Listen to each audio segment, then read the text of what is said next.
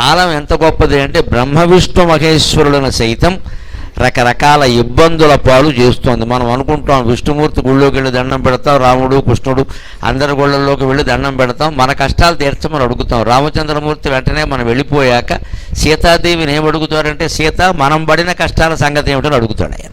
వీడెవడో వచ్చి గంట కొట్టి వాడి కష్టాలు తీర్చమంటాడు, అసలు నువ్వు నేను పడిన కష్టాలు ఇంకెవడైనా పడ్డాడా ఇక్కడ? 6 నెలలు రావణాసుడు దగ్గర ఉండి నువ్వెంత యాతన పడ్డావు, నువ్వు లేక నేనెంత యాతన పడ్డాను. తెల్లారితే పట్టాభిషేకం సుఖంగా నువ్వు పట్టుచీర ఏం కట్టుకోవాలని నన్ను అడిగావు, మీ పుట్టింటి వాళ్ళు పెట్టింది కట్టుకోమని చాలా లౌక్యంగా చెప్పాను నేను. నువ్వు శుభ్రంగా సిద్ధపడిపోయావు, దానికి తగిన అంచు లైనింగు జాకెట్టు అన్నీ కూడా సిద్ధం చేసుకుని సిద్ధమైపోయావు, ఫ్యాషన్ డిజైనర్ కబురు చేసేసి వెంటనే బ్యూటీ క్లినిక్ కూడా కబురు చేసావు, మర్నాడు ప్రత్యేకమైన మేకప్ చేసుకోవాలని.